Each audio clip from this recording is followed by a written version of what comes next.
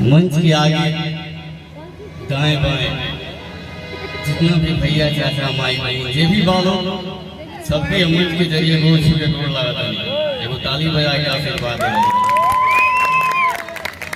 क्या बात है भैया हो फंक्शन चाहे टाटा बिरला का रौनक की शराबी लिया गया ठीक है ना इंसान खदी सारा काफी हो रहा भैया हो आज आरएनटी पब्लिक स्कूल के डायरेक्टर आदरणीय सौरभ सर के भतीजा जी के आज जनेवा एक अवसर पे आज जे भी कलाकार आए बाबू सबके आवे के कुछ सुनावे के मौका मिलल बा और हमरे लक्ष्मण सर के पियर गमछी मिलल बा सब लोग के पहला ये बात तो भैया हो स्वर की दाता विद्यादायी माई सरस्वती है लेकिन भैया हो कहल जाला कि माई तो माई हो चाहे दुर्गा माई होगा चाहे काली माई चाहे वो माई जौन माई के कोख से हमनी के जन्म ले ले बनी जा माई तो माई बोले भैया तो आज पियर गमछी या पियर धोती देख के हम एक लाइन याद आ गया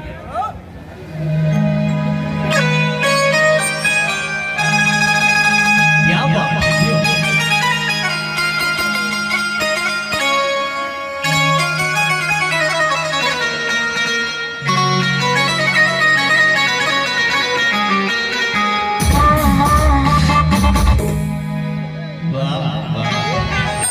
लव यू मेरा क्या बात है तो भैया हो एगो भावा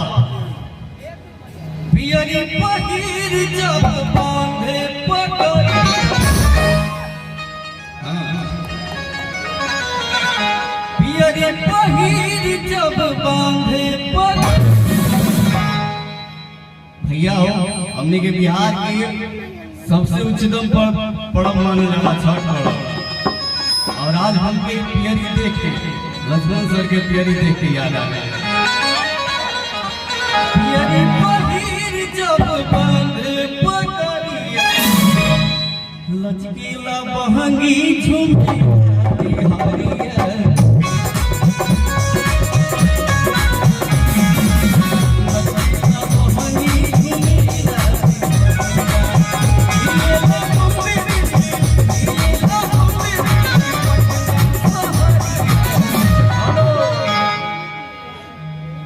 देखिए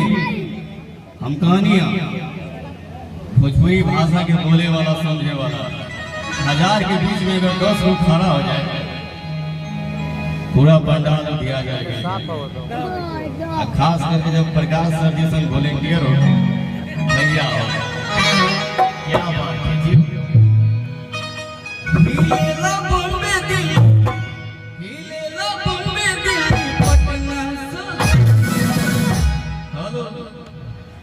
लचकीला बहंगी झुमेला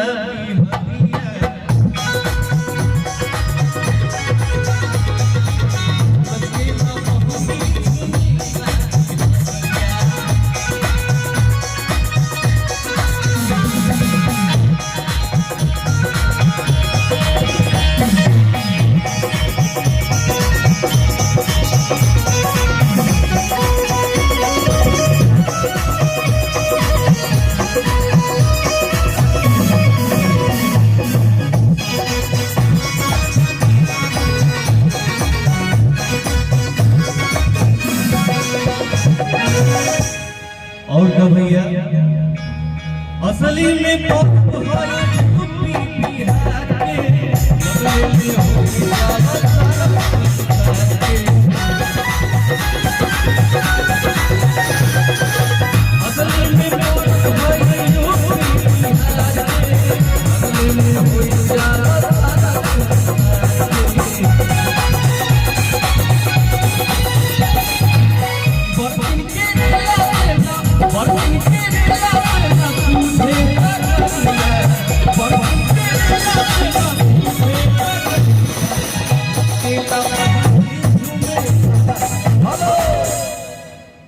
भैया हो, हम ही गाना गई और लक्ष्मण सर के देख के तो हम चाहते हैं कि सर एक बार गोंची हिलाई खड़ा हो जाए एक बार। अरे एक तो बिहारी है, दूसरे में छपड़ा के, क्या बात है। कहा जाओ भैया हो, 3.5 हाथ लंबाई, 44 इंच की सीना और मर्द में फैल पैदाइश, तो फिर एक बार खड़ा हो जाएगा। वाह क्या बात है। अभी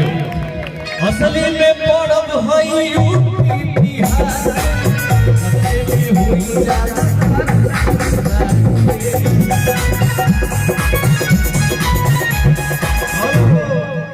ऐसे ना गमछिया हिला बिहार एकदम लागे कि क्या सर राउर पिकअप चल दिया। असली में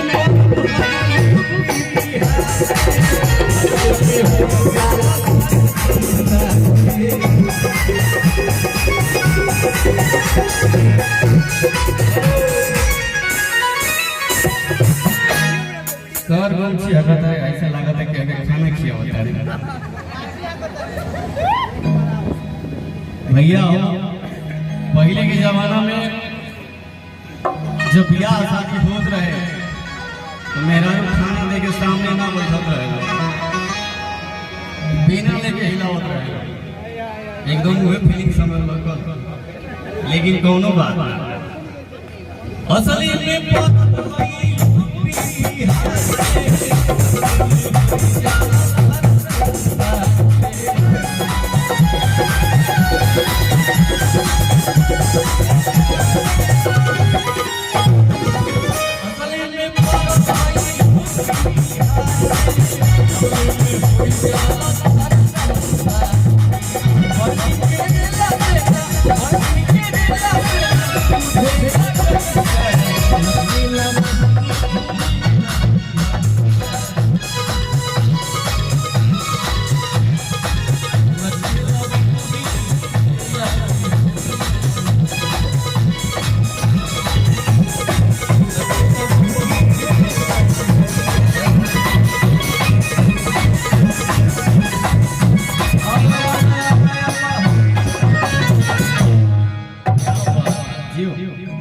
लव यू मेरा भाई।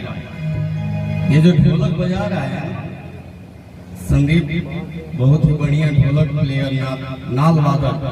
लव यू मेरा भाई। भगवान ने